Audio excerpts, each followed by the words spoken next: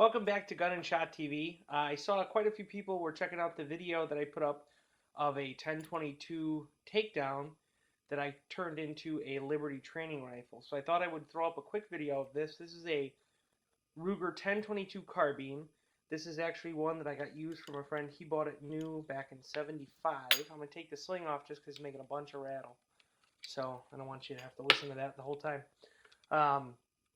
Big difference between the old ones and the new ones is the older ones, I think up until the 90s or early 2000s, had a aluminum trigger guard. And this whole lower trigger section is all made of aluminum. Newer ones are polymer. In my experience, not a huge difference, not something that I would freak out about. And from what Ruger has said, the actual plastic ones are a little bit sturdier. So that's not a huge deal to me.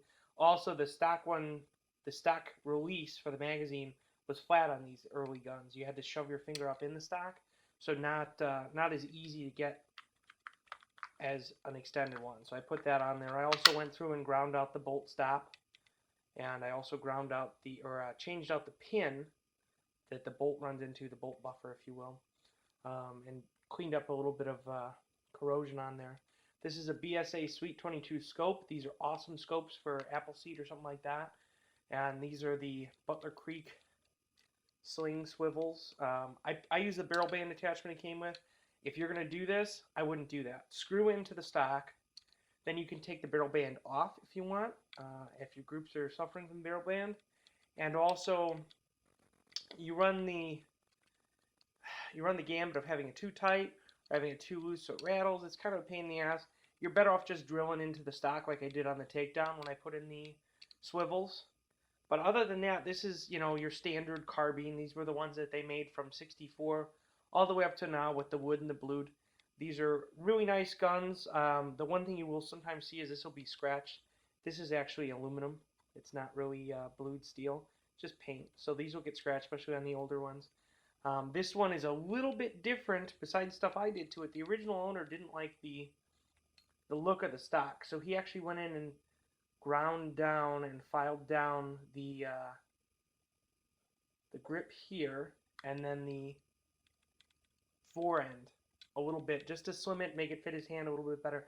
Not a huge difference you would notice, and especially some of the newer stocks, the plastic ones, they have this curvature to them already. So it's something that he was on the ball with, because a lot of the ones now have this shape to them. But a great old gun.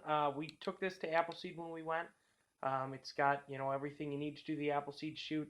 It was pretty good. The only thing I ran into is this stock does not have the proper comb height to use the scope, so we had to pad it up a little bit. But these are great guns. Like I said, I would rather have this than the takedown model.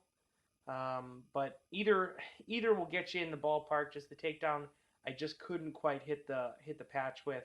So I ended up using my 7722, but this one was working awesome. My fiancée was shooting it. She didn't quite get her patch, but she kept getting better and better every time, so we're going to go back. But if you have any questions about the Liberty Training Rifles or anything, feel free to comment or shoot me a message, and I'll give you what I can. For Gun and Shot TV, this is Chris saying, have a rootin' tootin' drunken shootin' day. Thanks for watching.